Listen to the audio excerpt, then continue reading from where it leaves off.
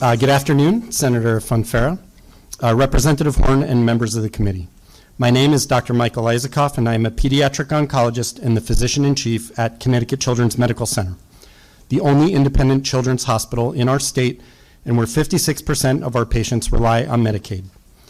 I have lived in Connecticut for more than 20 years, and my wife and I are proud to have raised our 5 children in Simsbury. I am deeply grateful to call Connecticut home, and I am proud to represent the children and families throughout our state who depend on Connecticut Children's. The state budget enacted last year removed our exemption from the hospital tax. This was a change we advocated for to improve our financial sustainability while also generating more federal revenue for the state. It's worth noting that Connecticut Children's is the only independent children's hospital in the nation that does not participate in its own state's hospital tax. Connecticut Medicaid payments cover 62% of adult hospital costs, but at Connecticut Children's, Medicaid payments cover under 51% of our costs. This underpayment threatens our organization's sustainability and ability to meet the needs of our state's young patients and their families. Our participation in the provider tax will allow the state to offset a portion of our Medicaid underpayment, and while simultaneously leveraging additional federal dollars. Connecticut Children's needs state leaders to raise our Medicaid revenue so that our costs are covered at the same level as adult hospitals. Additional Medicaid funding would allow Connecticut Children's to hire more clinicians in high-demand specialties, expand services in our various locations across the state, and bring care closer to home for more families. Recently, we opened only 1 of 2 neonatal intensive care floors in our new tower because our low operating margin makes staffing on both floors unaffordable. Since opening the tower, we have had to turn away more than 50 babies who needed neonatal care because we did not have available space. Those families felt the impact of our low Medicaid reimbursement at a critical moment in their lives. The bottom line is, kids deserve better. When we underinvest in children's health care, we are making the decision to underinvest in our state's present and future.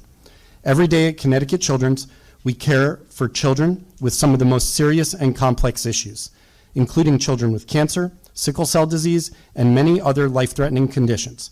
Our participation in the hospital tax would help ensure that children across Connecticut, especially those covered by Medicaid, continue to have access to the specialized care they deserve without the need to leave the state for their care. I stand before you today not only as a physician and hospital leader, but also as a Connecticut resident and a parent. Please consider that the children we care for do not choose their insurance. They simply need care. And our shared responsibility is to make sure the care is available when they need it. Thank you again for the opportunity to speak to you today. Thank you, Doctor. Questions?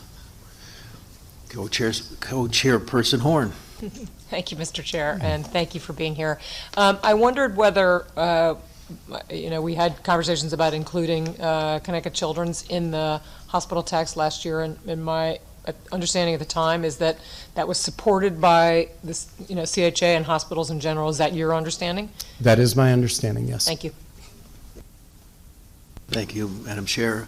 Doctor, a little bit off target, but with respect to your testimony, that tower was a great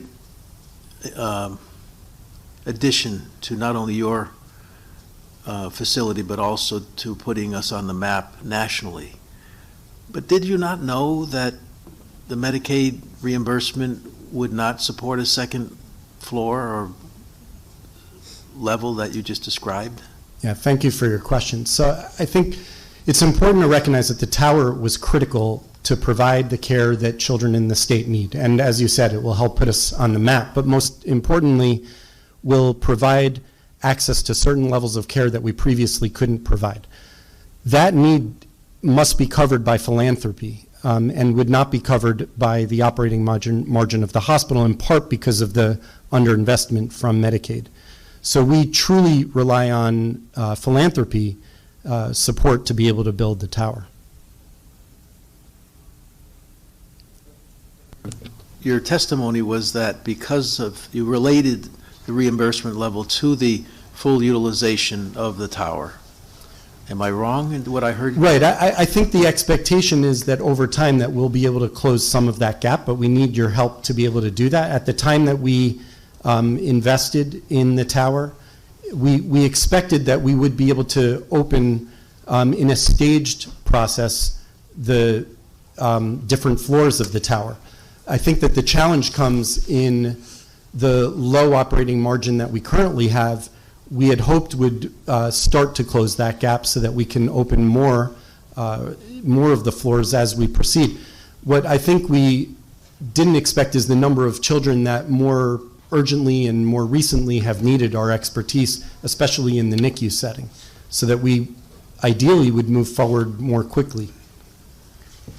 Thank you. And look, I'll just say that I couldn't agree with you more that we need to step up our game with respect to reimbursement on Medicaid for several reasons, some of which you've mentioned. Thank you. Thank you. Any other questions? Thank you very much.